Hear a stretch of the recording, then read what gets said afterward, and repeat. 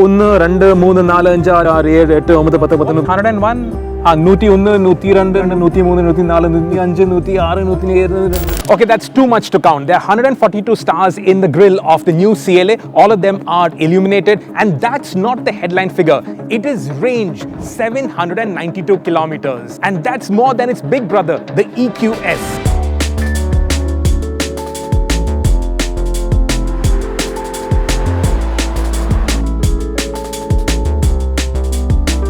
This is the Mercedes-Benz CLA 250 Plus with EQ technology. Now you'll have noticed that EQ naming nomenclature, EQS, EQE, EQA, that is gone. But then that is marketing speak. We're not interested in that. What we're interested in is how have Mercedes-Benz got to that magic 792 kilometer range figure. What's the engineering behind this car? And this car is coming to India later this year, first as an EV and later on next year as a hybrid.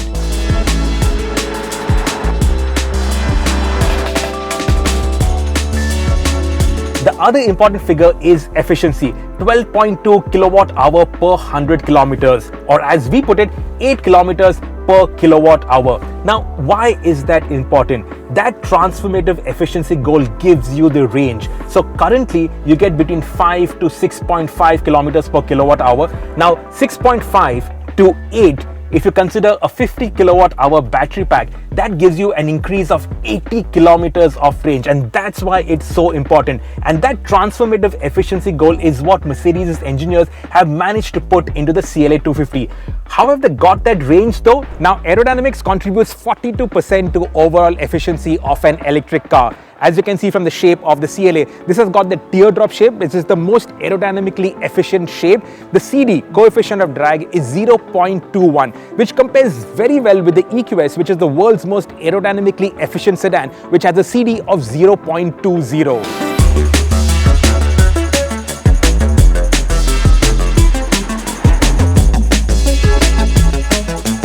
Also aiding aerodynamics, the wheels are mounted slightly inwards compared to the wheel arches. You also have these inlets in the front of the bumper, corresponding outlets at the rear of the bumper. They create sort of like an air curtain around these wheels, which are also designed for optimal efficiency. The EV is rear wheel drive. The hybrid is front wheel drive. We'll talk about that in a bit. Now this gets a new permanent magnet motor, and it's got a silicon carbide inverter that aims to improve efficiency. It has got better packaging efficiency, reduced weight, and more torque density. And unlike other EVs which use a single speed reduction, like the Taycan, the CLA has a 2-speed reduction. So the shorter ratio, 11:1, that is used for launching the car and also to give it better efficiency at city speeds. And when you go above 60 kilometers per hour, it goes into the really tall ratio, 5:1, for better efficiency. This uses a new EV architecture, 85 kilowatt hour battery pack. It uses 192 cells, NMC cell architecture. It can take peak charge of 320 kilowatts. Now, Mercedes claims it can go from 10 to 80% in 20 minutes, and crucially, it says that you can have charging almost as fast as refueling. So in 10 minutes, you can get 325 kilometers of range, but that's on a proper high-speed charger, of which right now you won't find too many in India.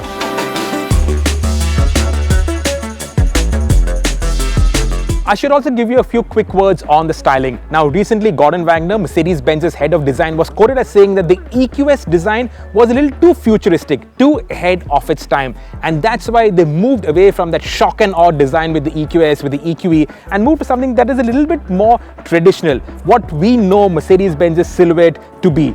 Now, this retains similar CLA cues, so you have this coupe-like swoopy roofline, you get these frameless doors, but you also have good detailing, like these flush door handles for aerodynamics. The wing mirrors are also optimized for aerodynamics. This sits higher because of your battery pack.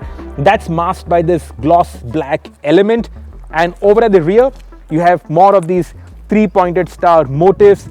Now, the tail lamp, it's not one digitally connected light, but you have this 42 individual LED elements. And that Mercedes-Benz, they say that this gives a more high quality impression to the CLA. They say that the CLA is iconic in a sea of sameness. What do you think? Let us know in the comments.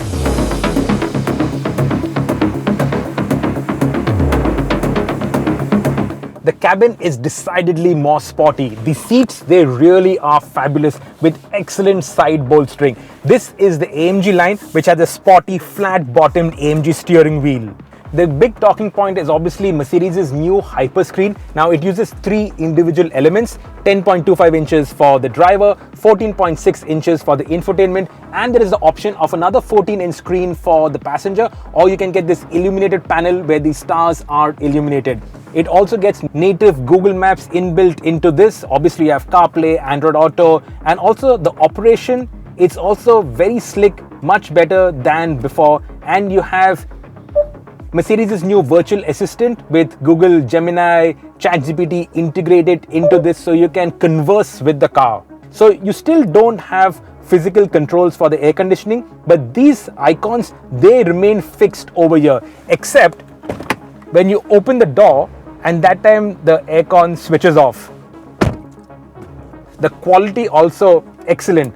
So all these aircon knobs, the aircon knobs out there also, you can have different options for the center, the pattern out here.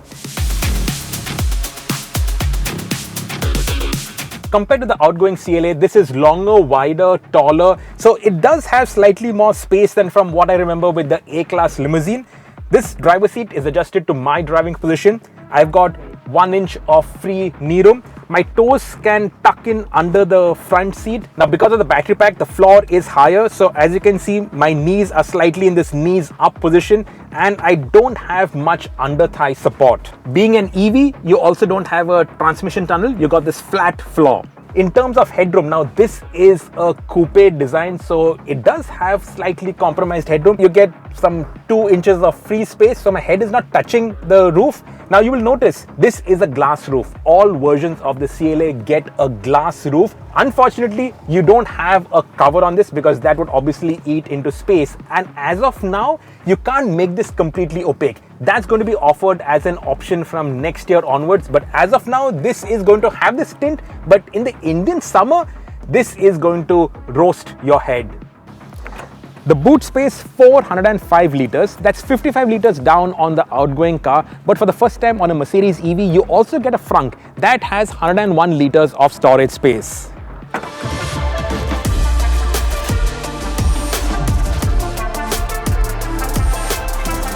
The CLA 250 Plus gets 268 bhp, rear wheel drive, 0 to 100 takes a claimed 6.7 seconds. Now, this is Denmark. They are very aggressive about enforcing their speed limits. So we're not going to be trying out any launch control runs, but I can tell you that it feels quick enough for all intents and purposes. Obviously, when you put your foot down, it's not like you get this kick in the back. You don't get this surge of acceleration, but it's quick enough. And also there are these sounds that are piped in, so it sounds pretty quick, all those noises. I'll try and do that. I don't know if you caught that on the audio, but you have these sounds that are piped in, so it sounds a little quicker, but it actually is perfectly all right. You will get a more powerful version, the 350, that also has a motor on the front axle, so that gives you 4MATIC 4-wheel drive. That front motor also has a disconnect unit, so when you don't require it, it decouples, and that reduces the frictional losses. So the range of the 350 4MATIC is not that far off the rear wheel drive. Obviously, it's the rear wheel drive that's going to be coming to India. And later on, when we get the hybrids, the hybrid is offered in 3 states of tune, 2 with the front wheel drive and 1 with all wheel drive, which has got assist at the rear axle. But the hybrid is front wheel drive. Now, in terms of the driving, this is quiet, it is relaxed, it is absolutely silent. And I prefer in an electric car that it be completely quiet. There's no point in piping in all the sounds. The joy, the benefit of driving an electric car is the absolute pin drop silence, and I prefer that in this car. You can get a little bit of road noise, but that's about it. And in fact, the wing mirrors, now they've said that this has been aero optimized, and honestly, even on the motorway, you can barely hear any wind roar. So the aero efficiency and also the quietness of the cabin is actually pretty good. I must also point out this MB.OS, the new operating system that is on the CLA with the hyperscreen. In the real world, it works extremely well. Of course, you still have to take your eyes off the road to operate the temperature controls, but having used this now for almost 1.5 days, I think it's one of the finest executions of an in-car operating system that I've experienced. Now this of course uses data from Google Maps, from a whole bunch of other applications to sort out the charging network, also your charging points, all of that. But the base is a Mercedes base, so they aren't sending out your data to a third party. So Mercedes knows exactly what you want, how the users are using the car, and accordingly they can then adapt the system. And that is different from what other manufacturers are using, who are using Android as the base for their operating system. These small improvements like this volume slider on the stalks of the steering wheel, that's a little wider, so it's easier to use. It's still haptic, but it's better to use. So Mercedes are accepting customer feedback, and accordingly they are improving the cars and adding more functionality to it. Handling. Now that's something I really can't comment on, not because of any embargo or anything, but Denmark is a flat country. They're very aggressive in policing their speed limits. There aren't really any corners that we've come across. So I really, on that front, it's hard to say. I can comment on ride quality. This road that we're driving on now is like super smooth, but driving within Copenhagen, some of the roads, they were a little bumpy and you can feel all of it. Now, obviously, this is the European spec. The Indian spec will have kind of softer dampers, a little bit higher in terms of the ground clearance, but this does feel firm. And of course, you have the weight of the batteries. It's all in the center, so you have a low center of gravity. So I suspect the handling will be good, but the ride is kind of on the firmer side. If you remember the very first CLA that came to India, the first generation, that also suffered from a really stiff ride quality. This won't be that stiff, but it's not going to be an E-Class. It'll remind you of a C-Class. Of course, the other thing that the CLA uses is a 2-speed gearbox. Now, in all other EVs, there is only a single-speed reduction except for the Taycan. The Taycan has a 2-speed gearbox, and in the Taycan, you can feel the shift from first to second gear. Now, the Taycan, it only uses the first gear when you're doing launch control runs, aggressively accelerating. But here, in the CLA, it uses first gear more often. Like in the city, when you're starting off, it uses first and then switches to second gear at cruising speeds. But the shift from first to second, you just cannot make that out. That's very seamless. This is a reduction, a transmission that has been developed in-house by Mercedes-Benz, built at Mercedes-Benz, and it works really well, and it's another huge contributor to the efficiency of the CLA. There are also multiple modes for regeneration, and unlike in the other electric cars which have got paddles, here the regeneration is controlled by the gear stalk.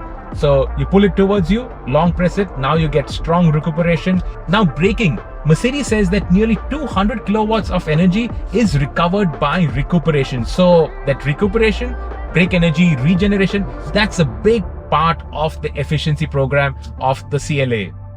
Going all in on electrics clearly isn't working, and credit where credit's due, Mercedes have learned from the experiences with the EQ family, and the CLA is all the better for it. Gone is the divisive styling of the EQ family, and in comes more traditional proportions.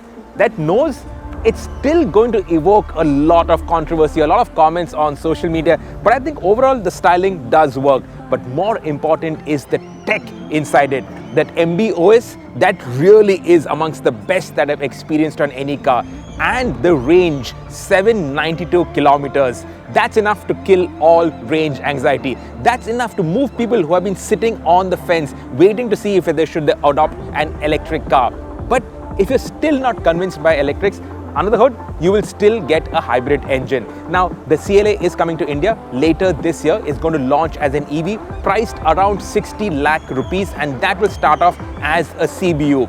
Next year, local assembly of the CLA will start in India, and that time you will get the hybrid. Now, the question is not whether you're going to wait for the hybrid, you're going to adopt the EV, because the CLA is going to spawn a lot of derivatives. There will be a 45 version, an AMG 45 version that will use axial flux motors that have been previewed on the GT-XX concept. Now, obviously, that's going to be really small volumes, but you will also get an SUV. In fact, 2 SUVs are going to spawn off this platform. There's already the shooting brake, but in India, estates don't work, but SUVs definitely work, and that is coming to India. This CLA family, well, it has all the potentials to do really, really well for Mercedes-Benz. What do you think? What do you think of the styling of their nose? Let us know in the comments.